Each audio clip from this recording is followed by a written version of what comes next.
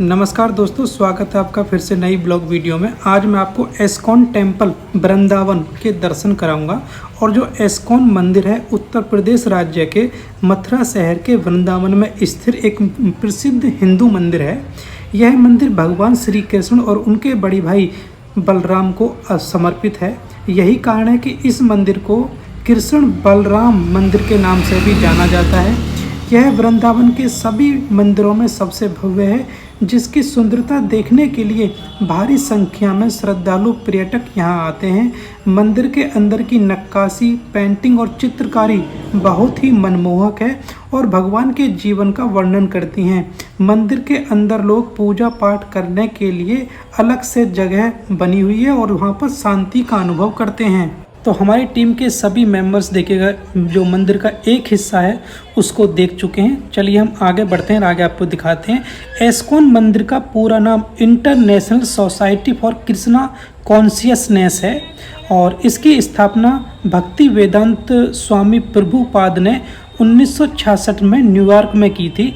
इस समाज की मूल मान्यताएं भगवत गीता पर आधारित है।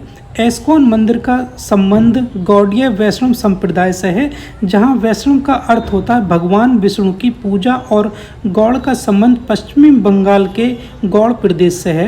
माना जाता है कि इसी जगह से वैष्णव संप्रदाय की शुरुआत हुई थी। मूल रूप से भगवान श्री कृष्ण के प्रति अपने विचारों और कार्यों को समर्पित, जिसमें भक्ति योग का अभ्यास प्रसार के लिए एस्कॉन संस्था बनाई गई है।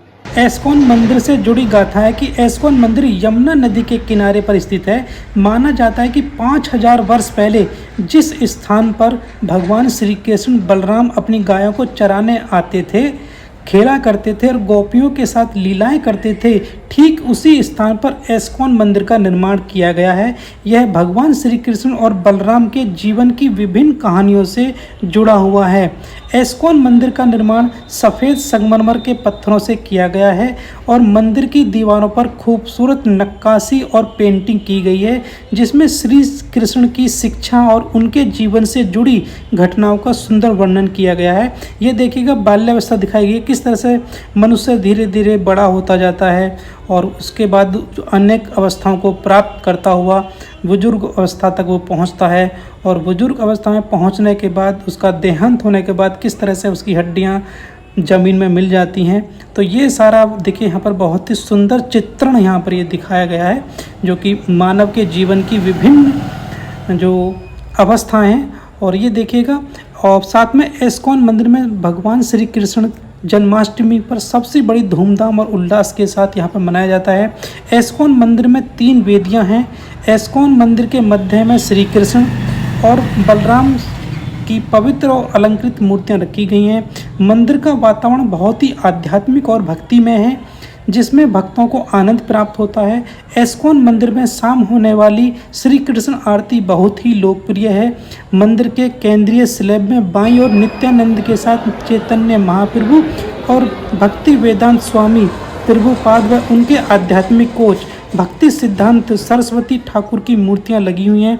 एस्कॉन मंदिर की विशेषता है कि यहाँ विभिन्न राष्ट्रीयता और अलग अलग पृष्ठभूमि के लोग आते हैं, कृष्ण की आरती कर उनकी प्रशंसा के गीत गाते हैं और आशीर्वाद प्राप्त करते हैं। मंदिर के इस अंदर का जो वातावरण बहुत ही तनाव मुक्त है, जहाँ श्रद्धालु अपना गुणवत्तापूर्ण समय बिताना पसंद करते हैं। मंदिर परिसर के भीतर भगवत गीता की कक्षाएं सुबह के और शाम के समय आयोजित की जाती हैं।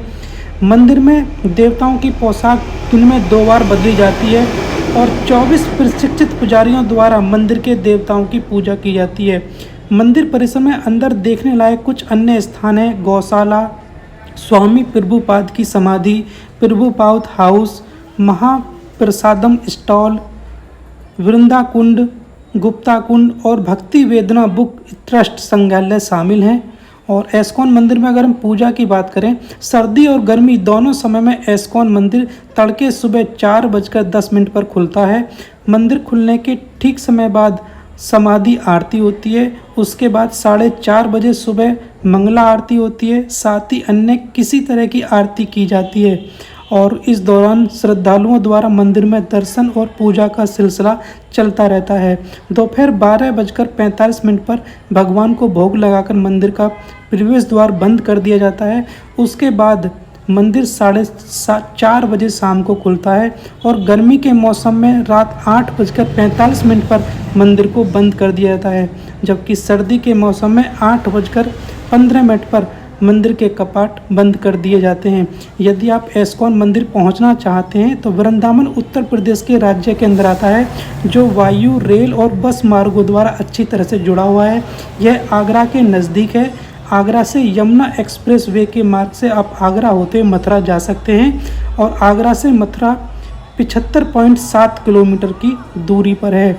आप अंतर्राष्ट्रीय हवाई अड्डे मथुरा से पहुंचना चाहते हैं तो ये एक बहुत ही सुविधाजनक विकल्प है। इसके अलावा आप मुंबई और कोलकाता से फ्लाइट के द्वारा यहाँ पहुंच सकते हैं। दिल्ली से मथुरा 141 किलोमीटर दूर है। मथुरा पहुंचने के बाद आप यहाँ से टैक्सी या बस सेवा के द्वारा वृंदावन जा सकते हैं। मथुरा से वृंदावन महज 10 किलोमीटर दूर है। मथुरा रेल मार्ग के द्वारा दिल्ली, कोलकाता, मुंबई से जुड़ा हुआ है। आप एक्सप्रेस व सुपरफास्ट से मथुरा पहुंचकर वहां से टैक्सी या ऑटो से वृंदावन पहुंच सकते हैं। फिलहाल ब्लॉग वीडियो को पूरा देखने के लिए आपका बहुत बहुत धन्यवाद।